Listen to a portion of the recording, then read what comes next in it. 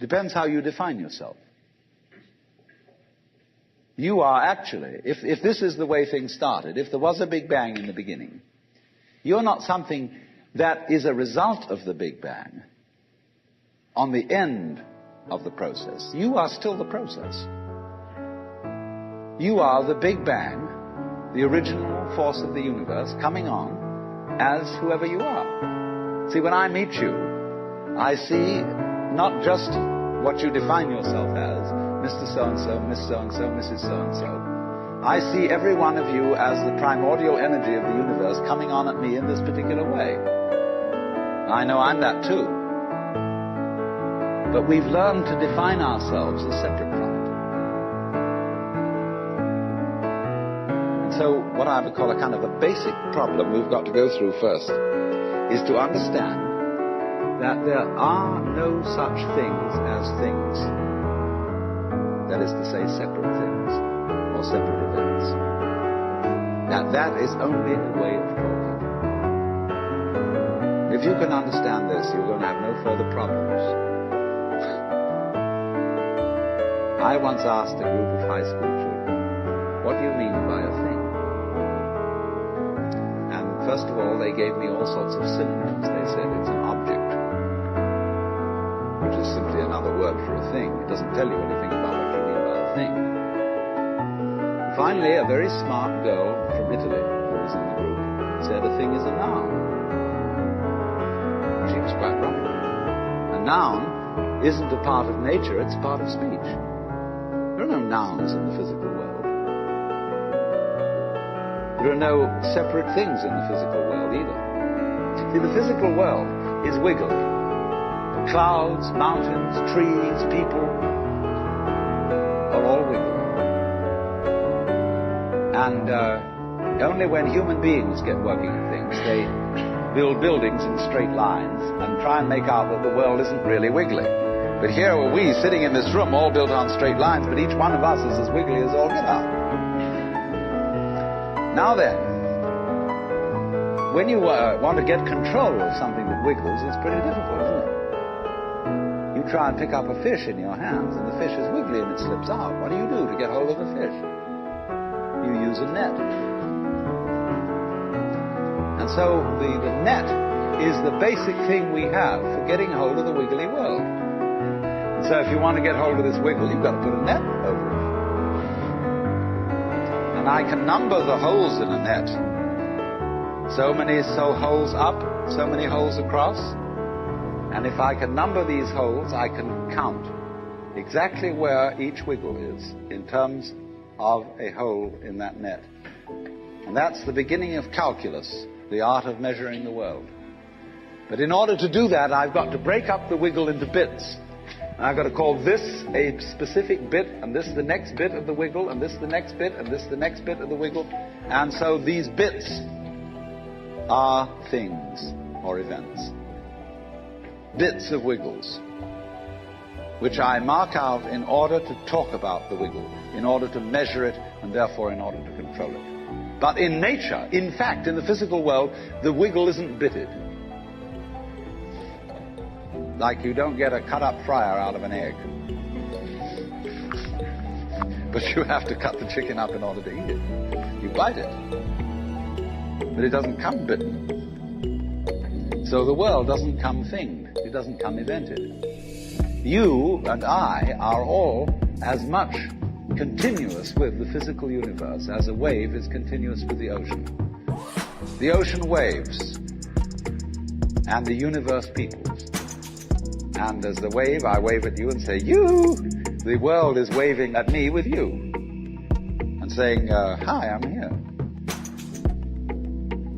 But we, our consciousness, the way we feel and sense our existence, being based on a myth that we are made, that we are parts, that we are things, our consciousness has been influenced so that each one of us does not feel that.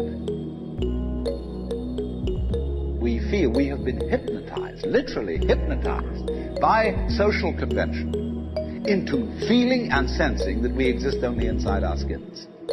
That we are not the original bang, but just something out on the end of it. And therefore we are scared stiff. my wave is going to disappear. And I'm going to die. And that would be awful. We've got a mythology going now, which, as Father Maskell put it, we're nothing but something that happens between the maternity ward and the crematorium. And that's it. And therefore everybody feels unhappy and miserable. You know, this is what people really believe today. You may go to church, you may say you believe in this, that, and the other, but you don't. Even Jehovah's Witnesses, who are the most fundamentalists, they're polite when they come round and knock at the door. But if you really believed in Christianity, you would be screaming in the streets. But nobody does. You would be taking full-page ads in the paper every day. You would have the most terrifying television programs. The churches would be going out of their minds if they really believe what they teach. But they don't. They think they ought to believe what they teach. They believe they should believe, but they don't believe it. Because what we really believe is the fully automatic model. And that is our basic, plausible common sense. You are a fluke. You are a separate event. And you run from the maternity ward to the crematorium, and that's it, baby. That's it. Now, why does anybody think that way? There's no reason to, because it isn't even scientific. It's just a myth. And it's invented by people who wanted to feel a certain way. They want to play a certain game. See, the game of God got embarrassing. The idea of God as the potter, the architect of the universe, is good. And it makes you feel that life is, after all, important. There is someone who cares. It has meaning, it has sense, and you are valuable in the eyes of the Father. But after a while, it gets embarrassing. And you realize that everything you do is being watched by God. He knows your tiniest, inmost feelings and thoughts, and you say after a while, quit bugging me. I don't want you around. So you become an atheist, just to get rid of it. Then you feel terrible after that, because you got rid of God, but that means you got rid of yourself. You're just nothing but a machine. And you're the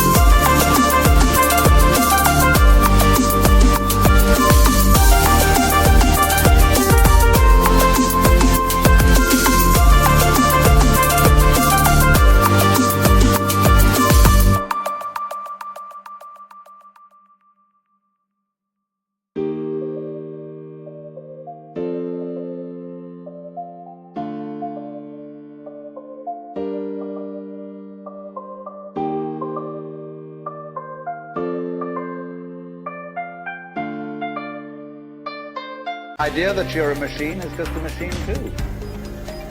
So if you're a smart kid, you commit suicide. Camus said there is only really one serious philosophical question, which is whether or not to commit suicide. I think there are 4 or 5 serious philosophical questions. The first one is, who started it? The second is, are we going to make it? The third is, where are we going to put it? The fourth is, who's going to clean up? And the fifth, is it serious? But still, should you or not commit suicide? This is a good question. Why go on? And you only go on if the game is worth the battle. Now, the universe has been going on for an incredibly long time. So really, a satisfactory theory of the universe has to be one that's worth betting on. That's seems to me, absolutely elementary common sense. If you make a theory of the universe which isn't worth betting on, why bother? Just commit suicide. But if you want to go on playing the game, you've got to have an optimal theory for playing the game. Otherwise, there's no point in it. But the people who coined the fully automatic theory of the universe were playing a very funny game. What they wanted to say was this: all you people who believe in religion are old ladies and wishful thinkers. You've got a big daddy up there and you want to comfort and think, but life is rough. Life is tough. And success goes to the most hard-headed people. That was a very convenient theory when the European American world was colonizing the native world. We are the end product of evolution, and we're tough. See, I'm a big, strong guy because I face facts, and life is just a bunch of junk, and I'm going to impose my will on it and turn it into something else. And I'm real hard. See, that's a way of flattering yourself. So it has become academically plausible, fashionable, that this is the way the world works. In academic circles, no other theory of the world than the fully automatic model is respectable. Because if you're an academic person, you've got to be an intellectually tough person. You've got to be prickly. See, there are basically two kinds of philosophy. One's called prickles, the other's called glue. And prickly people are precise, rigid, logical, like everything chopped up and clear. Glue people like it vague. For example, in physics, prickly people believe that the ultimate constituents of matter are particles. Glue people believe it's waves. And in philosophy, prickly people are logical positivists and glue people are idealists. And they're always arguing with each other. But what they don't realize is that neither one can take his position without the other person. Because you wouldn't know you advocated prickles unless there was somebody else advocating goo. You wouldn't know what a prickle was unless you knew what goo was. Because life is not either prickles or goo, it's gooey prickles and prickly goo. And you go to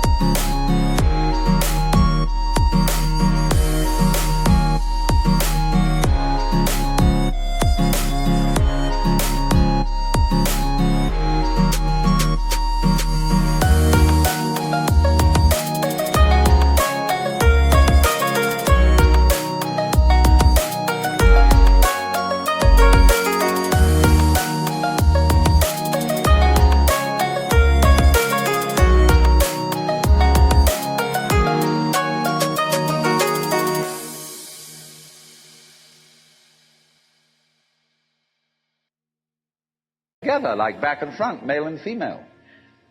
And that's the answer to philosophy.